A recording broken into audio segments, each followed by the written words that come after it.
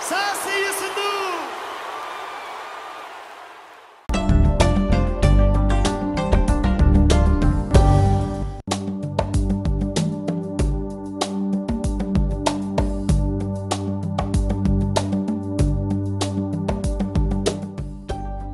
Et messieurs, bonsoir. Il est 20h sur les antennes de la télé Futurs Médias. C'est parti pour le sommaire de cette édition avec la crise au Parti Socialiste qui est loin de connaître son épilogue. Le maire de la Patte d'Oie, Banda Diop, contre-attaque. Selon lui, personne ne peut les exclure. Les instances du parti, dit-il, ne sont pas habilitées à le faire. Le politologue Momar Diong, de son côté, estime que la décision du secrétariat exécutif national vise à rétablir Ousmane Tanor Dieng dans son leadership avant le congrès. Nous verrons tout cela dans ce journal. Les démons de la division s'emparent des responsables apéristes à Dalifort. La Cogère accuse la coordinatrice de mauvaise gestion du parti. Les proches de Awagnan, de leur côté, parlent de diversion. Le SAMES sur le pied de guerre, le syndicat autonome des médecins du Sénégal demande aux militants de se tenir debout pour respecter le nouveau plan d'action pour contraindre l'État à respecter ses engagements. 20% des garçons âgés entre 11 et 12 ans et 11% des filles de la même tranche d'âge touchées par le fléau du tabagisme au Sénégal. C'est le coordonnateur du programme national de lutte contre le tabac qui sonne l'alerte. Vous l'entendrez également dans cette édition. Et puis l'invité du 20h, il s'appelle Jacques-Mariel Zouank. Il est professeur de droit et il sera avec Mamadou Ibrakan. Voilà le sommaire de cette édition. Dans quelques instants, le développement.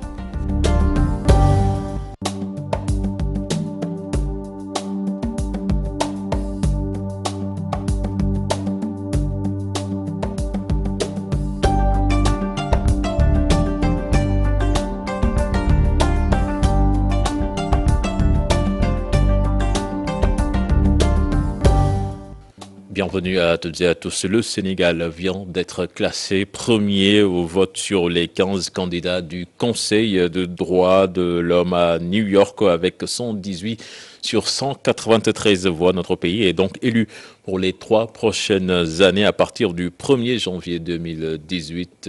Certainement, nous y reviendrons avant la fin de cette édition avec le ministre de la Justice, le ministre des Affaires étrangères plutôt, Maître Sidiki Kaba. L'homme me fait signe qu'il est en ligne de New York. Monsieur le ministre, bonsoir. Bonsoir. Monsieur le ministre, un succès diplomatique pour le Sénégal, quelle valeur cela revêt? Une très grande valeur diplomatique parce que nous ne devons pas bouder notre plaisir.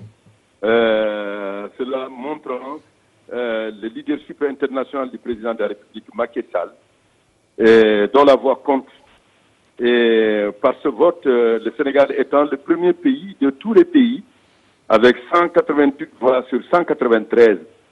C'est une progression par rapport au vote de 2015 où on était à 187 voix.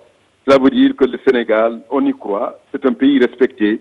On reconnaît que le Sénégal est respectueux des droits de l'homme, des principes de la démocratie et que c'est un pays qui donne un exemple en ce qui concerne les valeurs et les principes qui sont contenus dans la Charte des Nations Unies. Et cela peut montrer encore une fois que le Sénégal reste un exemple sur la scène internationale. Le Sénégal, donc, qui va présider à partir du 1er janvier 2018, certainement un grand défi à relever.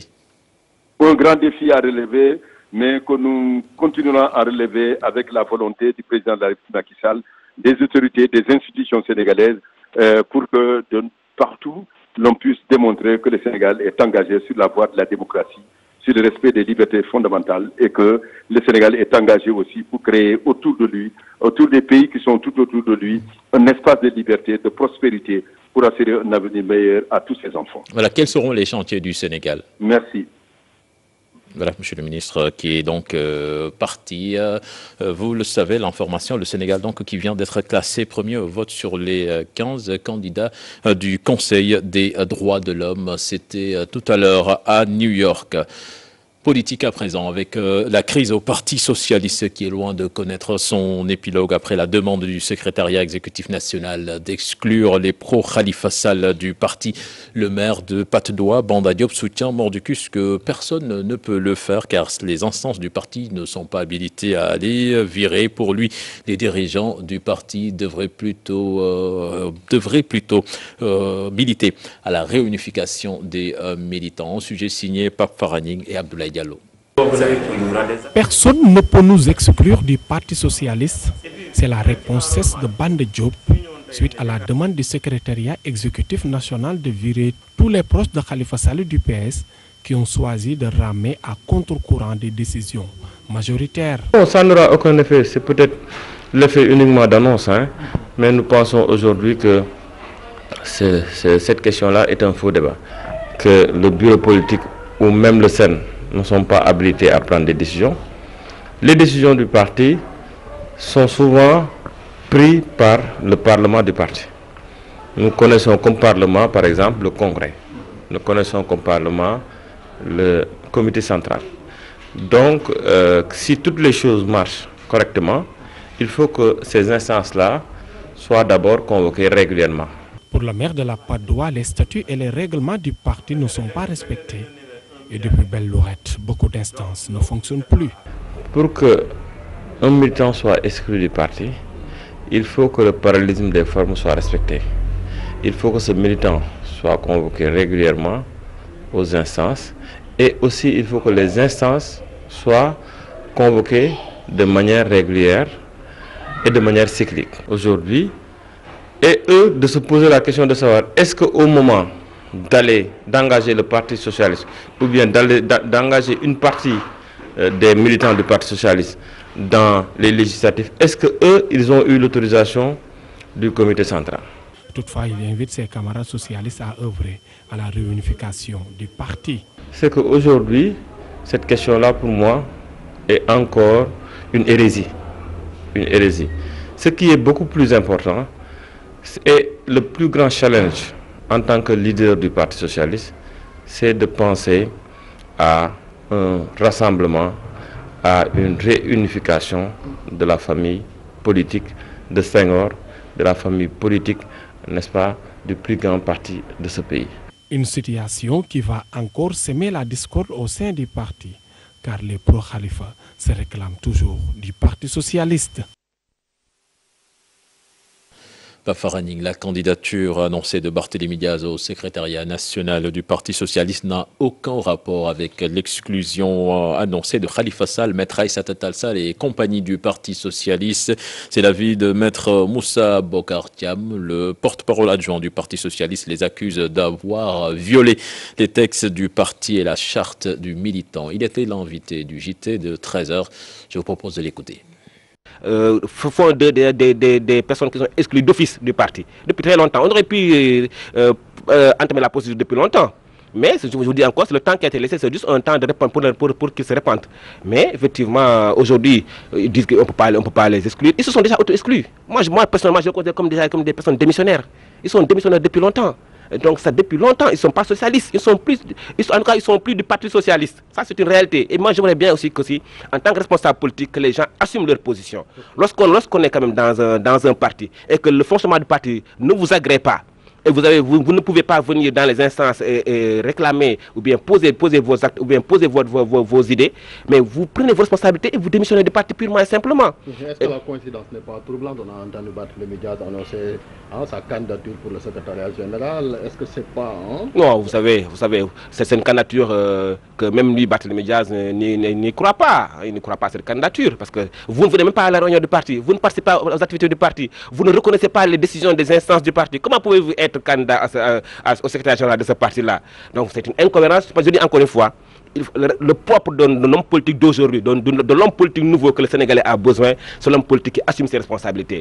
La décision du secrétariat exécutif national du parti vise à rétablir Ousmane Tanor Dieng dans son leadership. C'est l'avis de l'analyste politique Momar Dieng qui estime qu'à quelques mois du congrès, les pro-Tanor veulent lui écarter tous les obstacles. Selon Mamadou Thior, analyste politique également, leur exclusion peut être risquée pour cette formation politique. Un sujet signé Alassane Ba et Diafaraba. Une sortie qui se justifie, selon l'analyste politique Momar Dieng et David Ousmane Tanor Dieng est dans une position gênante à quelques mois du congrès du Parti socialiste. Son leadership est menacé. Il y a d'abord la fragilité dans laquelle le président Macky Sall a installé Ousmane Tanor Dieng en tant que président du Haut Conseil des collectivités territoriales. Il est à la merci d'un décret présidentiel, contrairement à son alter ego de l'AFP, Moustapha Niasse, qui est lui élu pour 5 ans. La deuxième chose, c'est la baisse du nombre de députés socialistes. La troisième chose, c'est la désillusion née de la formation du gouvernement. Tout cela fait que Ousmane Tanor Dieng se retrouve dans une position gênante, assez embarrassante, que Barthélémy Dias veut mettre à profit pour lui disputer le secrétariat général du parti. Vous savez aussi, il y a la réelle politique. Parce que les gens allaient vers des élections législatives et que, imaginons un peu que la liste de Khalifa Sall, Manko Tahaou au Sénégal, fasse un bon score et se retrouve avec une quarantaine de députés. Je pense que dans ce cas-là, Tanor et ses amis réfléchiront à 2 fois avant de franchir le Rubicon. Moi, je comprends un peu que Tanor et ses amis aient pris du temps pour arriver à cette mesure-là. Mais bon, à un certain moment, ils se sont dit, on est dans le champ politique, et que dans le champ politique, il n'y a que les résultats qui comptent. Si vous y ajoutez ce qui s'est passé la semaine dernière, avec des pro-Khalifa qui ont manifesté à Kaolack leur soutien à Khalifa Sall, et qui risquent de faire tache d'huile partout dans le pays. Ce qui peut expliquer la prise de décision du secrétariat exécutif national. Après hésitation, enfin, le bureau politique obtient le feu vert pour statuer sur les cas Khalifa Sall et compagnie, mais leur exclusion est risquée. Et quand vous regardez un peu l'histoire du Parti socialiste, ils ont perdu le pouvoir à partir des ajustements de ce genre. Les Djiboka qui sont partis, on sait ce que ça a donné par la suite. Les Moustapha Niasse, les Robert Sagnan. Donc le parti a connu des saignées et que il devait y réfléchir à 2 fois. Khalifa Sall et compagnie et Aïssata Tall Sall se sont auto-exclus du Parti socialiste selon le secrétariat exécutif du PS. Mais pour Momar Dieng, cette prise de position est faite en faveur de Ousmane Tanor Dieng. Toujours en politique, l'APR divisée à l'image de Guédiawaye. Les responsables apéristes de Dalifort rament à contre-courant. La COJER accuse la coordinatrice de mauvaise gestion du parti. Les proches d'Awagnan, de leur côté, parlent de diversion et les 2 tendances ont fait face à la presse. Compte rendu signé Salif Sow et Asmalik Diop. La coordonnatrice de l'APR à Dalifort ne fait plus l'unanimité. Des membres de son fief se sont rebellés. Les voix discordantes parlent d'une mauvaise gestion du parti. Ils avertissent leur président, Macky Sall. Ce que la coordination communale de Dalifort déplore, c'est une gestion nébuleuse que fait Mme Awagnan dans la commune. Nous constatons que le parti au pouvoir ne bénéficie rien dans la commune et nous voulons plus d'Awagnan qui utilisent les moyens du parti pour combattre les responsables de l'APR qui sont à la base. Nous ne voyons plus les moyens du parti depuis plus de 2 ans. Nous ne sommes plus convoqués, plus en réunion ni à l'Assemblée générale. Le parti est en train de s'effondre à Dalifort. Et nous tenons à aviser notre chef de parti, son Excellence. La réaction des partisans de la parlementaire ne s'est pas fait attendre. Eux parlent de manipulation. C'est archi faux. Parce que je pense que à chaque fois, ici même, nous créons des commissions afin de pouvoir mettre sur pied un bon fonctionnement du parti et même de Benno Bokk Yakaar. Abdou Karim Sall, un leader politique de Mbao, veut déstabiliser la jeunesse de Dalifort. Sur quelle base? Sur quelle base? Parce que Aonia a été choisi comme candidate départementale lors des élections législatives, ça dérange. À Dalifort, l'APR est minée par les démons de la division au lendemain d'une victoire. Nous parlons santé à présent avec le SAMES, le syndicat autonome des médecins du Sénégal, qui s'est réuni en comité exécutif national à Saint-Louis. Il a soulevé les problèmes rencontrés par les blouses blanches et préconise des solutions. Le syndicat salue la nomination du nouveau ministre de la Santé. Il soulève plusieurs problèmes, notamment le manque de techniciens de santé dans la plupart des régions et appelle ses membres à se tenir debout pour respecter le nouveau plan d'action qui sera officialisé dans les prochains jours. Là-dessus, nous écoutons son secrétaire général, Boli Diop, interrogé par Ousseynou Diop et Habib Seck. Il faut aussi signaler que des inégalités criardes persistent en matière de couverture sanitaire. Et beaucoup de régions du Sénégal restent encore sans pédiatre, sans réanimateur, sans cardiologue, alors que le flux de démission ne peut être comblé par celui, n'est-ce pas, des recrutements, comme le signalait l'ancien ministre de la fonction publique. Et malgré ce besoin en médecins, ces derniers continuent de subir cette iniquité de traitement salarial qui a motivé l'étude sur le système de rémunération des agents de la fonction publique, dont les résultats ont montré que les spécialistes de la santé, qui sont de la hiérarchie A spéciale, sont très mal rémunérés. Aujourd'hui, force est de constater que l'État du Sénégal n'est pas dans la perspective de respecter ses engagements et malgré toute la volonté de conciliation du SAMES, aucun effort n'a été fait pour préserver le climat social. C'est pourquoi le SAMES a décidé de reprendre le combat et de ne plus faire aucune concession à un gouvernement. Je vous l'annonçais dans les titres, le tabagisme touche au Sénégal 20% des garçons âgés de 11 à 12 ans et 11% des filles de la même tranche d'âge. C'est ce qu'a fait savoir ce lundi le coordonnateur du programme national de lutte contre le tabac, le docteur Oumarba, participait à un atelier d'échange avec la presse sur le rôle des médias dans la lutte contre cette épidémie. Je vous propose de l'écouter. Il est interrogé par Mam Biram Diouf et Pape Sangoné Mbaye. Le tabac tue sur toutes ses formes. Le tabac tue aussi bien la femme qui porte le bébé que le bébé qui est dans son ventre si tant elle a un bébé. Ça, on l'a déjà dit. Le tabac, on l'a dit aujourd'hui, jusqu'à 20% des enfants d'âge scolaire sont des fumeurs. Il y a des filles qui fument, jusqu'à 11% des enfants filles fument à l'âge scolaire. C'est les enquêtes qui l'ont montré. Nous avons fait une dernière enquête au Sénégal qui concerne le tabagisme chez les adultes. De plus d'un demi-million de Sénégalais fument activement. Quelles que soient leurs conditions, quelle que soit leur adresse, qu'ils soient en ville ou en campagne, c'est la même chose. Pour un pays qui compte 14 millions d'habitants, c'est très inquiétant. On ne va pas attendre d'avoir des chiffres beaucoup plus importants pour commencer à agir. C'est pour ça qu'on a mis cette loi en place. Et cette loi, donc, c'est justement éradiquer ce mal, parce que le directeur de la prévention a fait une communication, qu'il y a un transfert d'épidémie. C'est-à-dire que les pays qui fabriquent le tabac, les pays du Nord, ont mis des lois pour préserver leur population. Aujourd'hui, le tabac, l'argent n'a pas de dos. On transfère l'épidémie du tabac avec tous les méfaits, toutes les conséquences possibles, imaginables, vers les pays qui n'ont pas les moyens, qui n'ont pas les lois efficaces pour protéger leur population. Voilà le combat aujourd'hui. Voilà où vraiment on veut centrer le débat. Octobre rose pour lutter contre le cancer. L'ambassadrice itinérante Diomadien Diakhaté et l'association rufusquoise pour l'éducation citoyenne s'investissent à travers une journée de dépistage.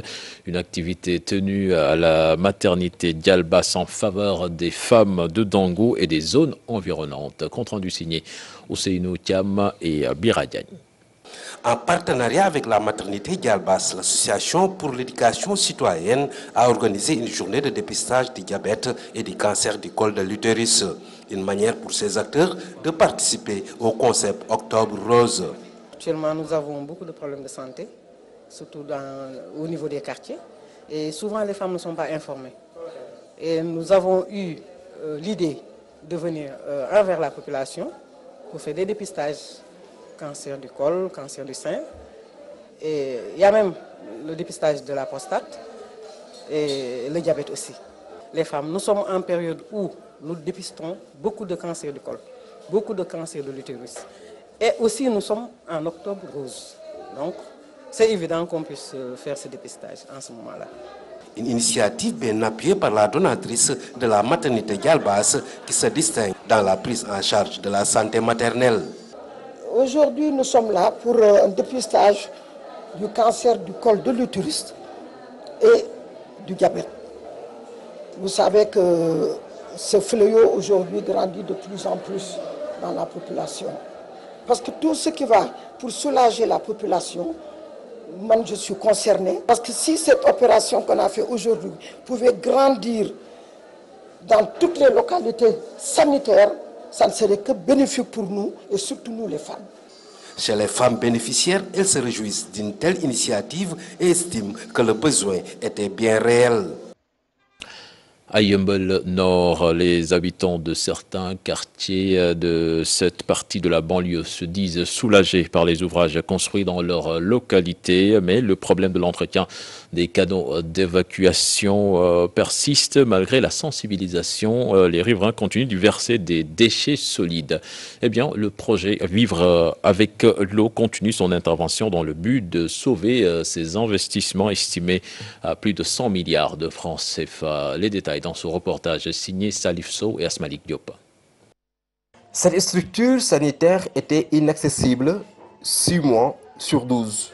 Un vieux souvenir, selon le maître des lieux. C'était catastrophique, vraiment. Moi, ça fait un bail. L'année dernière, on n'a pas accédé dans le poste pour soigner les patients. C'est augmenté, c'est plus de 90% par jour, par patient. Ouais. Soulagement aussi du côté des habitants du quartier. Fukki at ak ñaar noo ngi taa fii mësuñu fee mën a toog bi Habib Lo ñëwee nag wax dëgg yàlla ca la ñu mën a toogee fii ba saa boo xamee ne taw na ba sewet nu toog fii. Mais il y a ici l'entretien des ouvrages en question. Pour faire face à ceux-là qui jettent des déchets, le comité de gestion veille au grain. sama siège laay jël teg ko fii ci kanamu grille bi ku yor sa ndox ñëw segg ba tuur ndox mi d'ailleurs sax canal bi ndoxu eau usée taxu ko jóg. Avant tout les sensibiliser, faire en sorte qu'ils ne déversent pas des déchets solides dans les canaux. Et nous allons venir en appoint avec des équipes techniques pour qu'au moins, au moment venu, pour faire le curage nécessaire pour améliorer au moins la circulation de ces eaux. Toutefois, ce modèle sera reproduit dans plusieurs zones inondables de la banlieue de Dakar. Son coût, 100 millions de francs CFA. On consiste à procéder à un pavage de certains axes de bois, certains espaces publics, et à la construction de canaux de drainage des eaux pluviales vers le bassin Madialé. Et nous avons pu régler cette question d'inondation qui était récurrente dans cette zone, où les populations ont longtemps souffert des affres des inondations. Le projet Vivre avec l'eau a permis de libérer des espaces. Une école primaire sort d'ailleurs de terre. Le maraîchage aussi renaît dans la zone au grand plaisir des femmes. Nous parlons toujours d'environnement avec la gestion des déchets, des ordures ménagères plutôt à Rufisque. Les autorités municipales ont initié un projet de collecte et de valorisation des déchets, ce en partenariat avec la ville de Solaire, c'est en France. En marge de la séance de présentation de ce projet, ils ont confié leur parole au maire de Rufisque. Il s'appelle Boubacar Ndoye. Il est interrogé par Ousseynou Thiam et Bira Diagne. Aujourd'hui, on était en train de présenter le projet qui va nous permettre de nous organiser pour pouvoir effectivement faire une bonne collecte des ordures au niveau de notre commune. Mais avant d'aller à une formation des populations dans le cadre de la collecte au niveau des maisons. Et sur ce point-là, nous avons déjà formé des jeunes qu'on appelle des ambassadeurs du tri sélectif qui certainement seront déployés dans les quartiers pour pouvoir informer et participer à la formation des populations. L'idée, c'est de mettre 2 poubelles dans des maisons, une poubelle pour les déchets humides et une autre poubelle pour les déchets secs qui permettront le tri au niveau de l'usine de tri sélectif qui sera mis en place.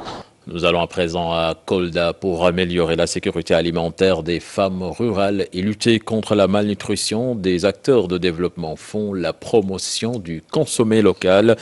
À cet effet, ils ont organisé une foire aux produits locaux et un concours culinaire pour sensibiliser sur l'importance de la consommation de nos produits agricoles. Les détails avec notre correspondant sur place, Abdoulaye Diallo. Dans le cadre du renforcement de la sécurité alimentaire, des acteurs de développement font la promotion du consommé local à travers une foire aux produits locaux. C'est une occasion pour nous de se féliciter de tous ces produits que nous avons vus, qui sont exposés, que nous avons visités, qui sont des produits qui sortent de nos ressources agro-silvopastorales. Et c'est assez important pour non seulement la santé des hommes, mais c'est important aussi pour l'économie locale, l'économie des terroirs. Et n'oubliez pas que nous sommes à l'heure de la décentralisation et que chaque terroir doit compter sur ses propres potentialités. Et nous voyons aujourd'hui que les populations ont beaucoup de problèmes de santé, beaucoup de problèmes d'hygiène à cause de l'alimentation. Cette activité coïncide avec la célébration de la journée de la femme rurale et la 2e édition des héroïnes de la résilience. Des femmes rurales ont participé à un concours culinaire où les meilleurs plats seront couronnés. Donc aujourd'hui, on est là pour vraiment présenter tout ce que les femmes cultivent dans les périmètres maraîchers. Des produits vraiment nutritifs qui contribuent vraiment à l'alimentation de l'enfant, à l'amélioration de sa croissance et à l'amélioration de la vie vraiment de l'enfant.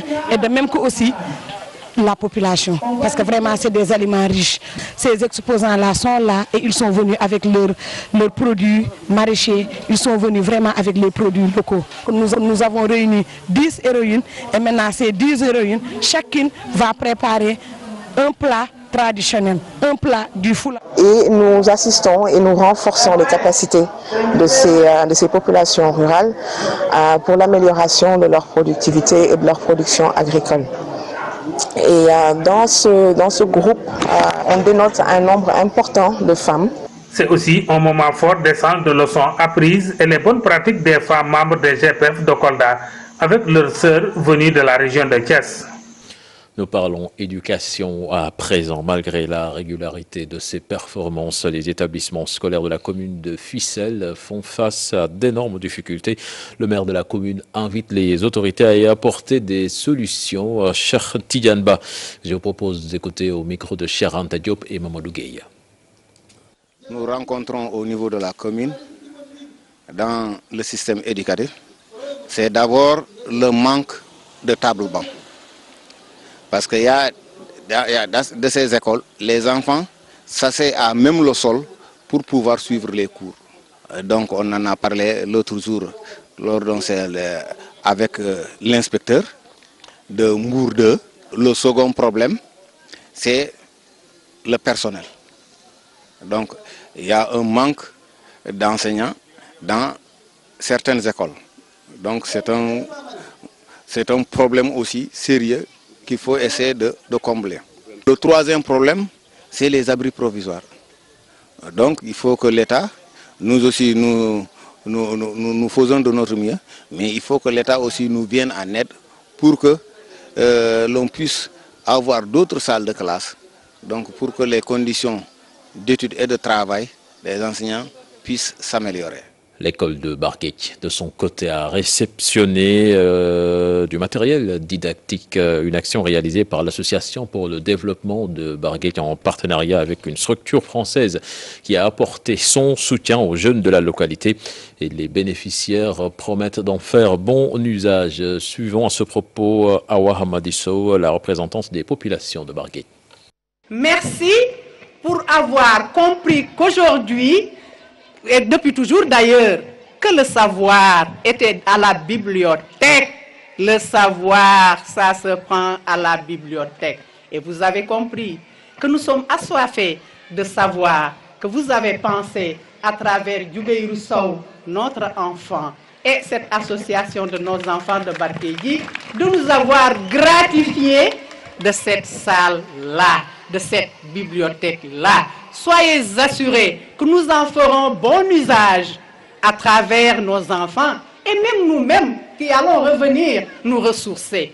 Ce lieu de savoir pour qu'ils puissent eux aussi à leur tour prendre exemple sur Djoubérou pour qui j'espère qu'il va faire naître des petits comme lui qui viendront demain aider le village pour qu'ils grandissent un peu plus. Parlons cinéma à présent avec le film Félicité d'Alain Gomis qualifié aux Oscars du cinéma 2018. Cela se passe aux États-Unis. Face à la presse ce matin, le ministre de la Culture Abdoulatif Coulibaly a dit toute sa satisfaction de voir cette œuvre en compétition. Il a réaffirmé le soutien de l'État pour une représentation digne du Sénégal. Compte rendu donc de cette conférence de presse signée Mame Biram Diouf et Pape Sangoné Mbaye. Félicité, qualifié aux prochains Oscars à Los Angeles avec ce film, Alain Gomis représente le Sénégal, ce qui est une première. L'exigence et l'indépendance dont a fait montre le réalisateur dans la création de cette œuvre continue de séduire tout au monde. Avec Félicité, finalement, c'est que c'est sa spécificité, son indépendance, y compris dans le langage. C'est un film qui n'est pas absolument construit comme les autres. Et bon, nous au départ, c'était juste parce que c'était aussi une façon de dire, voilà, nous ce qu'on pense qu'on porte et qu'on peut faire au mieux. Bon, on est surpris de voir que ça a un tel écho en fait. En attendant la cérémonie des Oscars, dans l'espoir de voir le Sénégal décrocher le prix pour le meilleur film en langue étrangère, toute une campagne d'information et de sensibilisation sera faite. Toutes sortes de soutiens sont les bienvenus pour faire grossir petit à petit une vague qui arrive jusqu'aux États-Unis, dans la communauté d'abord sénégalaise là-bas, mais aussi la communauté africaine du manière, la communauté afro-américaine, la communauté du cinéma, de faire en sorte de, comme faire effet boule de neige, comme on dit, de quelque chose qui grossit au fur et à mesure. Voilà, c'est ça. Des dispositions sont ainsi prises par l'État pour que le Sénégal soit à cette compétition comme il se doit. Si le film sénégalais est retenu dans les 5 films qui vont être dans la compétition officielle, parce qu'il y a 92, on va faire une présélection encore, où on va éliminer, sur 92, on ne retiendra que 5. Faisons en sorte que le film sénégalais soit retenu. Mais nous attachons à cet objectif, qui peut être gagné comme il peut ne pas être, des ambitions. C'est de réussir à asseoir une industrie cinématographique en termes de production, de post-production, du cinéma, parce que c'est là la clé.